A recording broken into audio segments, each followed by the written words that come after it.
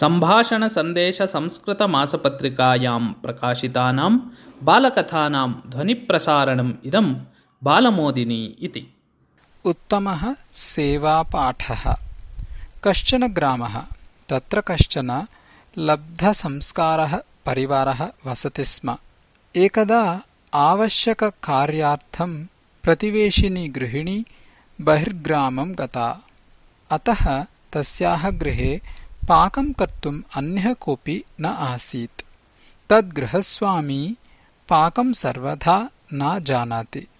प्रतिवेशिनी निर्गमनात् पूर्वं प्रार्थितवती आसीत् यत् मम प्रत्यागमनपर्यन्तं भवत्या पाकसाहाय्यं करणीयम् इति। एतत् अङ्गीकृत्य संस्कारिणः परिवारस्य गृहिणी प्रतिवेशिगृहस्य पाकमपि करोति स्म। प्रत्यहं सा निजगृहस्य पाकं समाप्य प्रतिवेशिनीगृहं प्रति गच्छति स्म पाकं कर्तुम्। अस्याः गृहिण्याः कश्चन लघुः पुत्रः आसीत्। तस्य नाम विनुः इति। सः प्रतिदिनं पश्यति स्म। माता साहाय्यार्थं प्रत्यहं प्रतिवेशिनः गृहं गच्छति इति। एकदा सः मातरम् अपृच्छत्, अम्बा, प्रतिदिनं भवती आदौ गृहे पाकं करोति, पश्चात् प्रतिवेशिगृहं प्रति गच्छति पाकं कर्तुम्। इदं किम् उचितम्? यतः प्रथमं परेषां कार्यं कर्तव्यं, तदनु एव अस्मदीयं कार्यं करणीयं खलु? अल्पवयस्कस्य पुत्रस्य उत्तमं सेवाचिन्तनवचनं श्रुत्वा तस्य सत्संस्कारं च अवलोक्य सा गृहिणी नितरां प्रीता अभवत्।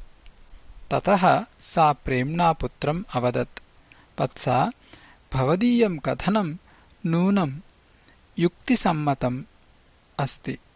परेषां कार्यं प्रथममेव करणीयम् इत्यत्र नास्त्येव सन्देहः। परं सेवाकार्यसमये सूक्ष्मदृष्टिः अवलम्बनीया।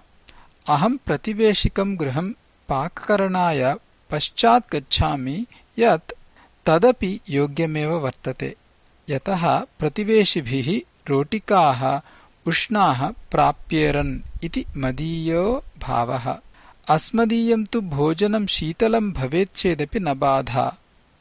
प्रतिवेशिभिः तु रोटिकाः उष्णाः एव प्राप्येरन् इति मदीयचिन्तनम् इति। जनन्याः इमं शोभनं भावं ज्ञात्वा सः बालः सन्तुष्टः अभवत्। सेवायाश्च उत्तमं पाठमपि सः अधीतवान्। गच्छता कालेन स एव विनोबा भावे इत्याख्यया प्रसिद्धिं प्राप्तवान्।